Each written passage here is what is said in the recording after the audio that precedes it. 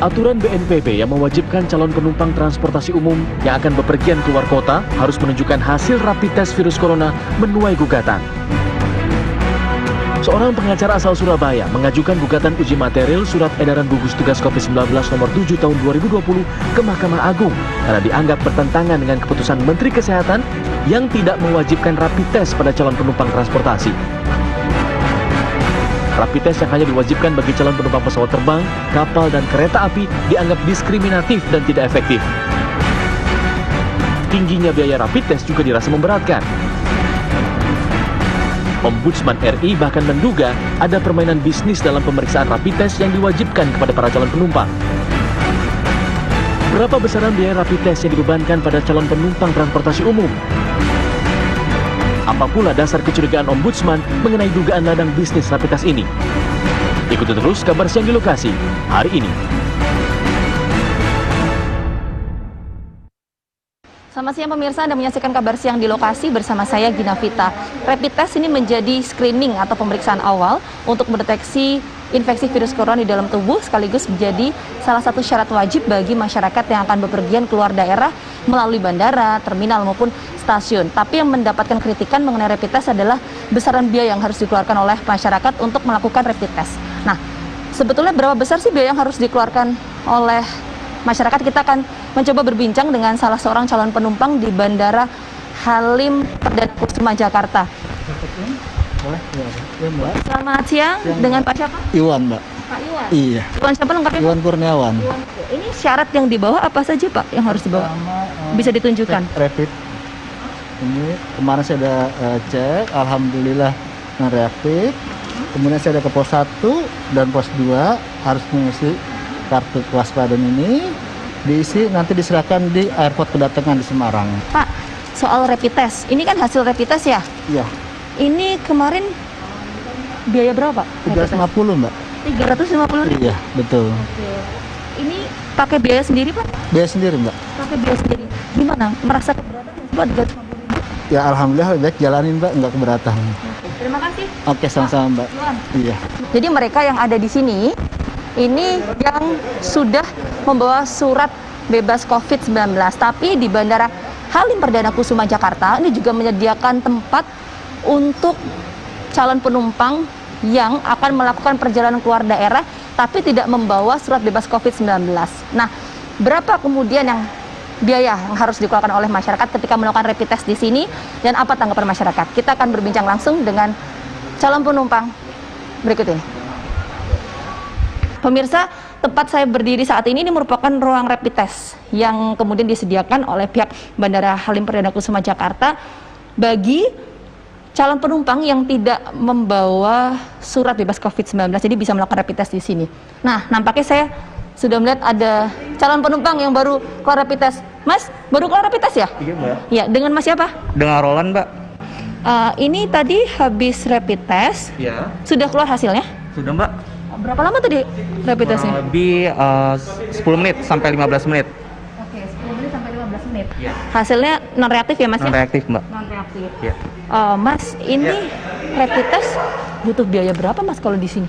Dari sini, dari bandara itu 400.000, Mbak, untuk sekali rapid test. 400.000 untuk sekali rapid test. Nah, ini Mas mau ke Palembang. Iya. Terus ini kan 3 hari masa berlakunya. Nanti ke sini lagi Di rapid test lagi, Mbak. rapid test lagi. Iya. Artinya Misalkan bisa 800.000 dong. Iya, betul, Mbak. Betul sekali, Mbak. Bisa 800.000. Itu gimana, Mas? Keberatan nggak dengan harga 800.000 untuk PP gitu? Pulang. Kalau misalkan dari sini 400.000, kita nggak tahu nanti di Palembangnya bisa lebih dari 400.000 juga, Mbak. Tapi ya mau gimana lagi, Mbak, namanya juga kerja, Mbak. Jadi kita harus mengikuti prosedurnya aja yang berlaku. Seperti itu, Mbak. Oke. Ini 400.000 berat nggak tapi, Mas, kalau tadi? 400.000. Sangat berat sih, Mbak. Sangat berat dengan kondisi sekarang Indonesia seperti ini. PSBB jadi kita merasa sangat berat sekali sih, Mbak. Rapid ini harapannya berapa, Mas, harganya?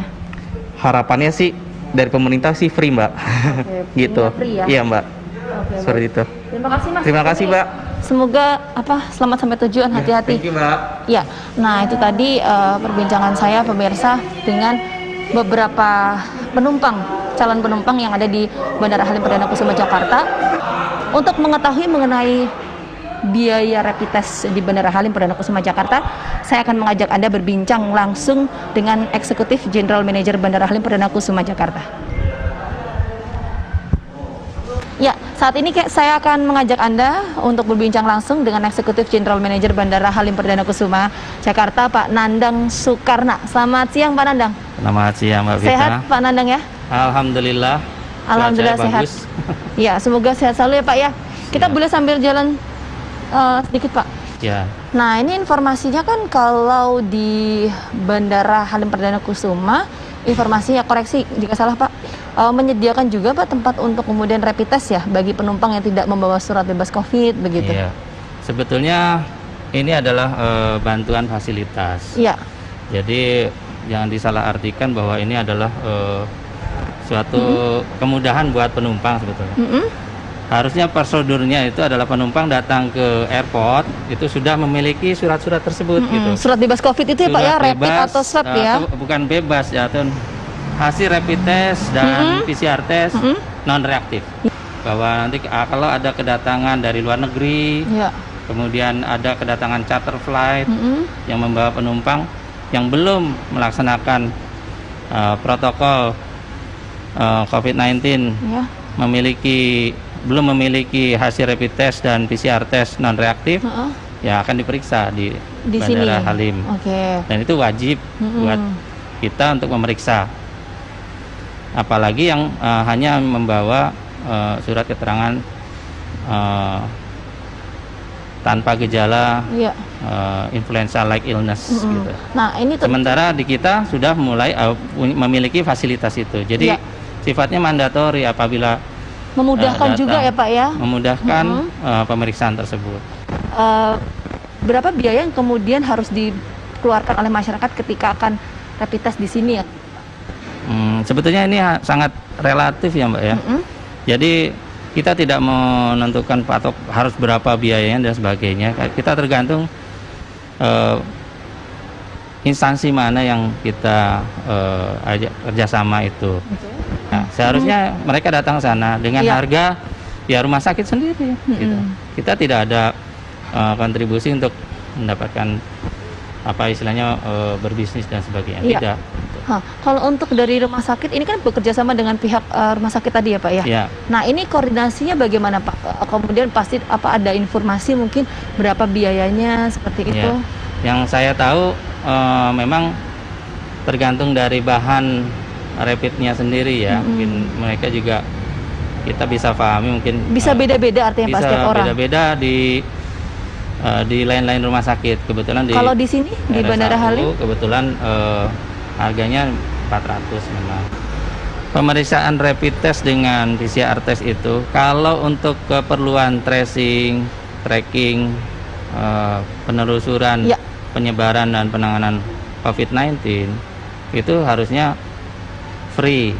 Harusnya free. Harusnya free. Memang harusnya free gitu. Jadi rumah sakit pun akan seperti itu. Artinya ya, Pak ya. Tapi ini kan persyaratan buat mereka yang berangkat mempunyai kepentingan sendirilah pribadi dan sebagainya.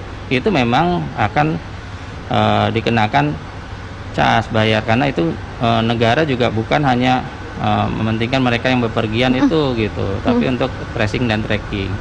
Terima kasih Pak Nandang atas waktunya telah bergabung bersama kami. Terima kasih informasinya. Tadi yang ditekankan adalah tidak ada unsur untuk mengambil kepentingan ya, Pak ya, yang dilakukan oleh pihak Bandara Halim Perdana Kusuma Jakarta. Terima kasih dengan Rumah Sakit TNI AU yang sudah concern membantu pelaksanaan mekanisme protokol COVID-19 ini gitu. Terima kasih Pak Nandang atas waktunya telah bergabung bersama kami di Kabar Siang di lokasi. Semoga sehat selalu, Pak. Nah, itu tadi sedikit perbincangan saya dengan Eksekutif General Manager dari Bandara Halim Perdana Kusuma Jakarta. Kita akan membahas lebih lanjut mengenai polemik rapid test. Nah, kita akan berbincang dengan pihak dari Ombudsman RI. Bagaimana kemudian perbincangan kami, kita akan hadirkan informasi saat lagi. Tetap bersama kami di Kabar Siang di lokasi.